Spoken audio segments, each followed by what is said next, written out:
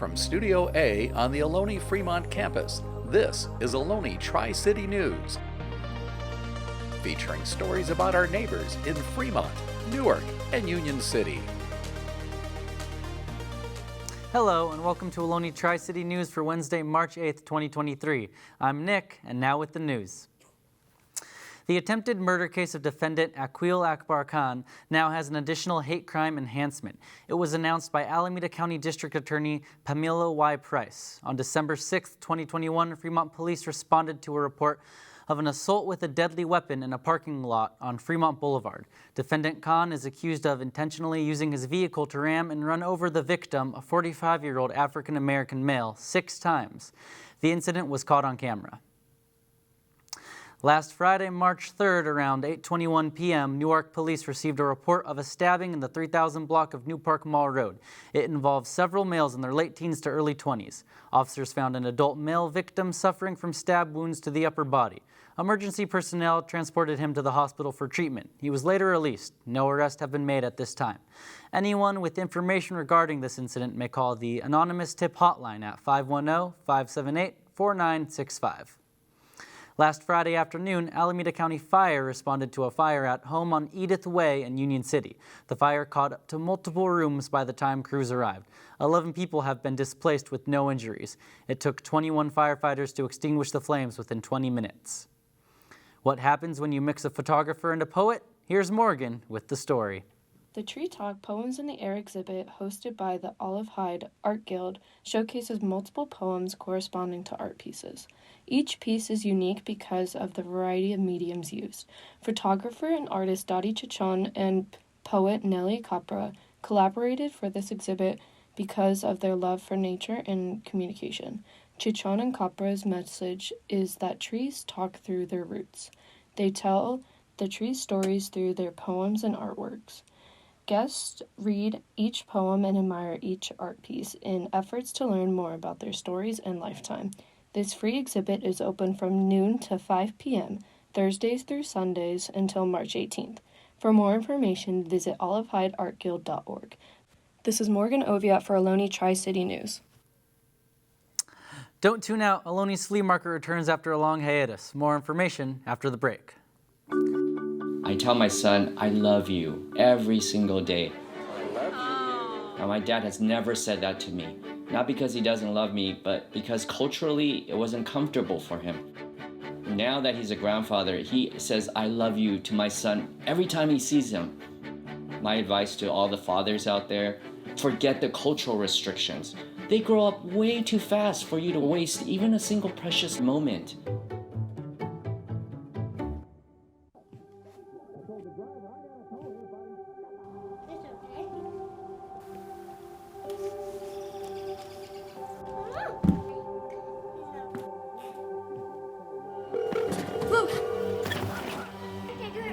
Where's your emergency? Everyone's on their way. What happened?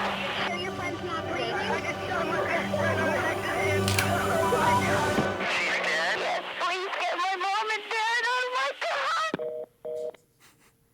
Visit the Fremont Downtown Event Center tomorrow between 4:30 to 7:30 p.m. to get an on-the-spot job screening with the Fremont Parks and Recreation team. Jobs are seasonal and year-round with flexible hours ranging from $16 to $33 an hour.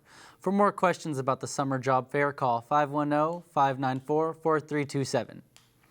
For the first time in 8 years, the Ohlone Fremont campus is bringing back their flea market. This event is this Saturday, March 11th from 9 a.m. to 3 p.m.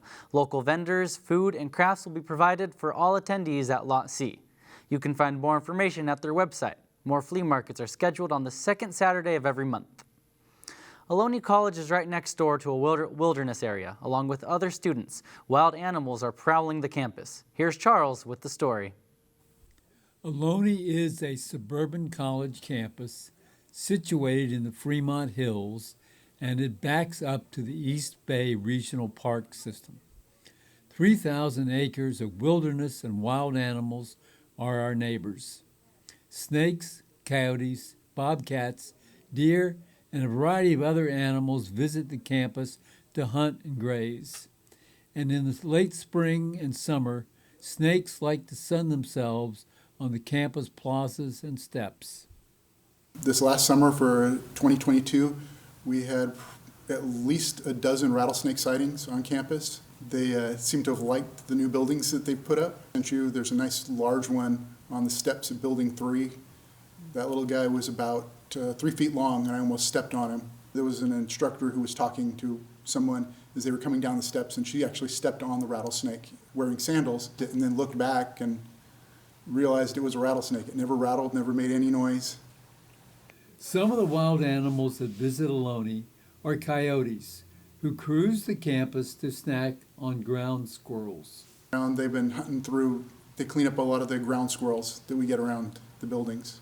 They come out usually after everybody leaves around 1, 2 o'clock in the morning, hunt around the campus until everybody starts showing up around 7, and then they kind of disappear. California ground squirrels.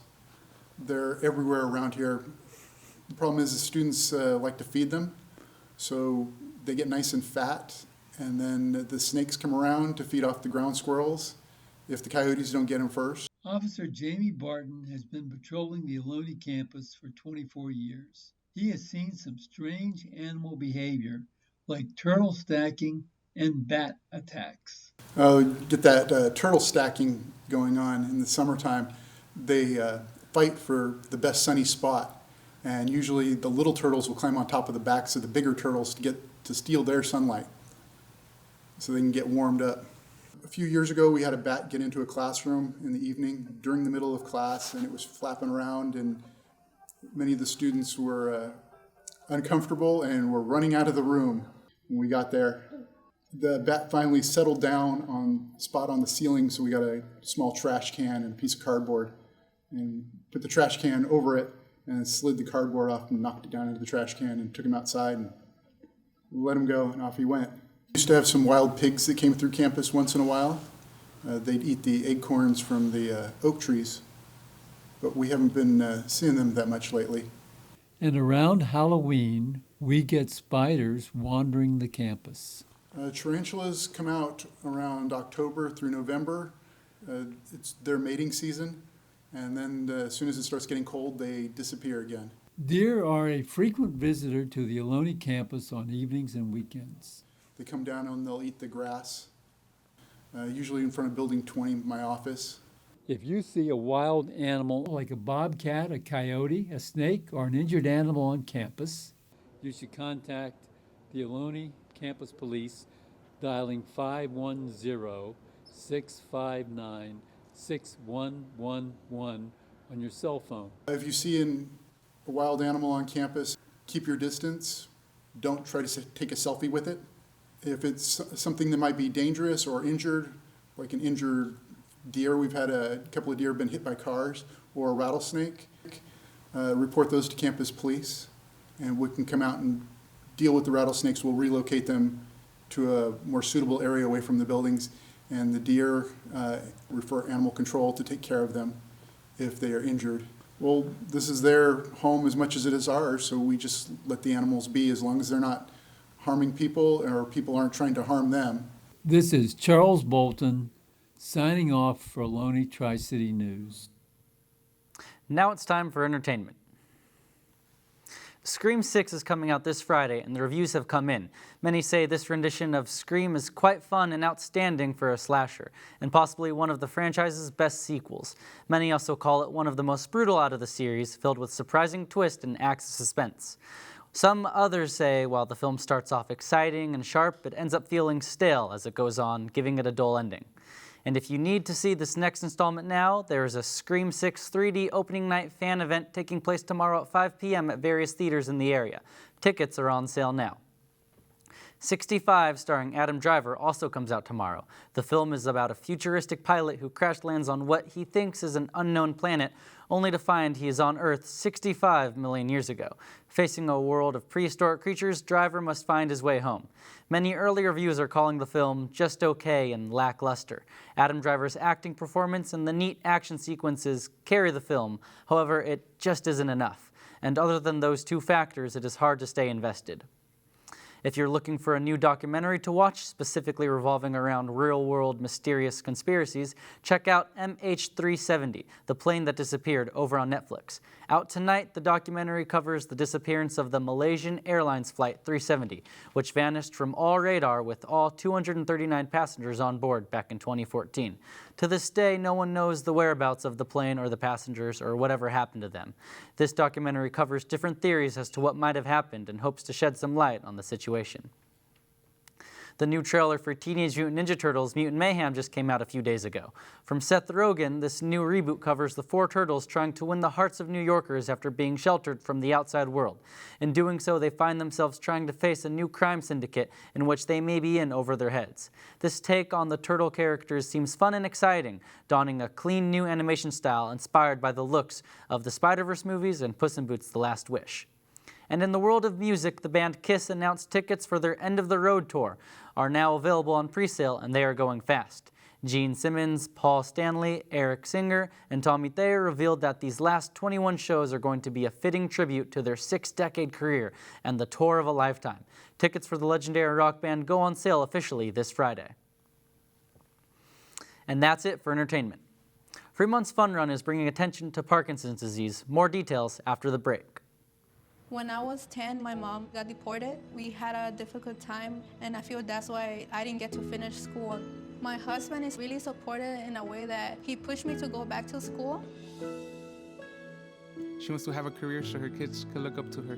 They both keep me motivated to go to school, and they see that if I do it, like, they can do it too, you know?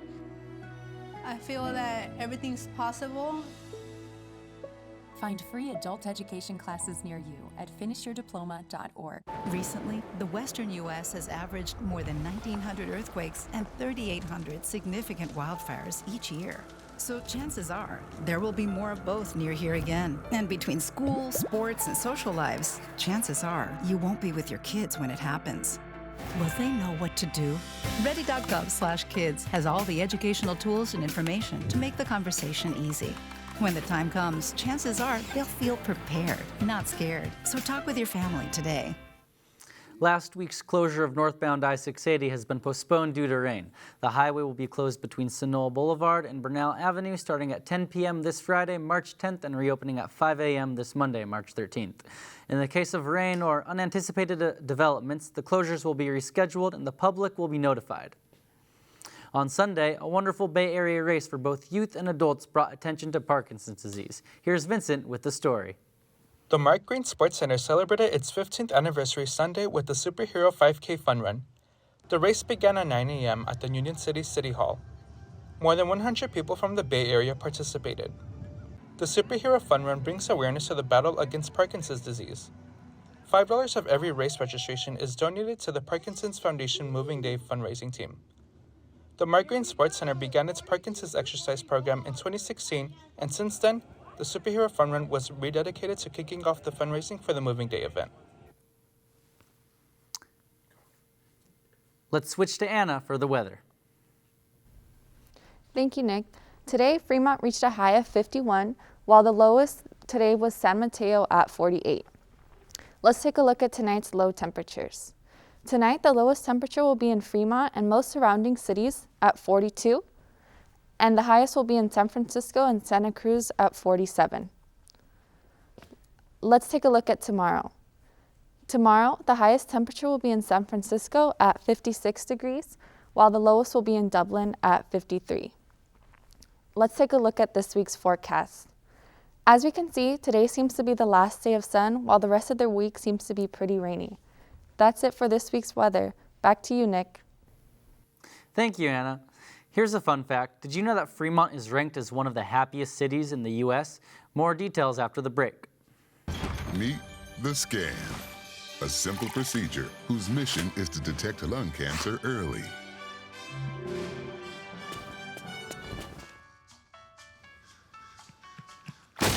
I'm here to save you.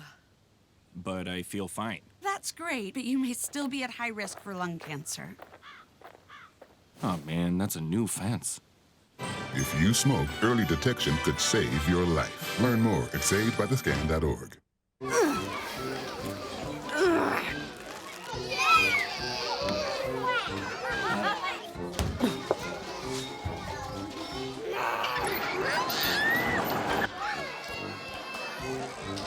If you love them enough to crawl into a play place to get them to come down, then surely you'll check nhtsa.gov/the right seat to make sure they're in the right car seat. On Saturday, February 25th, the American Red Cross partnered with Alameda County Fire and Bay EMT in an event called Sound the Alarm, Save a Life. Home fires are extremely life-threatening, and having a functional alarm could cut daily deaths by half. The goal of the Union City event was to meet with residents and install lithium battery-powered smoke detectors. Over 60 families signed up for free installation. Now here's Garrett with the sports. Basketball season ended 2 weeks ago in a heartbreaking loss to Ohlone College in the first round of the Northern Men's Regional Tournament. We would like to give a shout out to a few players that won a few individual awards. Josh Niusul made it to first team all defense, first all conference. Jalen Jones wins first team all conference. Matt Villanova was all conference honorable mention. Last Wednesday, March 1st, Ohlone softball took on Sierra College at home, resulting in 9-0 loss. Our Renegades came up with only 3 hits and struck out 9 times. So far this season, the Renegades have no wins in the conference. They can't risk another loss if they look to turn around their season. The Renegades' next home game starts at 10 a.m. on Saturday on the Ohlone Fremont campus. Come out and support. This weekend, our softball team was able to get 2 very impressive wins against Ohlone College. The first game, the final score was 8-3. Keelan Chen led the way in the victory with 4 hits and 2 runs. Emma Ham had a great game pitching, allowing only 2 runs and 4 hits. In the second game on Saturday, with the final score of 6-0, the pitching dominance by Tulsa Cranes set the tone for the game. She was only allowed 1 hit, as Minnesota couldn't find any answers as they struggled to find any offensive momentum. For tomorrow, they look to get back in the win column as they look to go on the road at Las Medeiros at 12 and 2 p.m. Our boys baseball team was defeated in a heartbreaking game 9-7 against West Valley. Will Lindbergh batted 4 times, got 3 hits, which turned into 3 RBIs. On Saturday, they were able to display a dominant performance against San Mateo, ending in a 12-2 victory. Griffin Allen led the way from the mound, pitching 7 innings, allowing 1 hit, 0 runs scored, and with 5 strikeouts. To start the week, our baseball team were able to win against Chabot 8-4. The team had 8 runs coming in and ended with a total of 10 hits. They look to continue the success tomorrow at Los Medeiros. And that's sports. Back to you, Nick. Thank you, Garrett. Fremont is ranked as the happiest city in the United States according to a recent study done by WalletHub. The study compared 182 of the most populated cities in America in 3 areas: emotional and physical well-being, income and employment, and finally, community and environment. The study showed that the city of Fremont has the lowest depression rate in the country. San Jose was ranked as the 2nd happiest city in America, while San Francisco came in at number 5. To see the complete results of the study, head to wallethub.com and click on the article titled Happiest Cities in America. And that's all for Ohlone Tri-City News for Wednesday, March 8th, 2023. Please join us next Wednesday starting at 8:30 p.m. on our IVM video channel. To see recordings of this and other shows, please visit ohlonetv.net. Thank you for watching, and good night.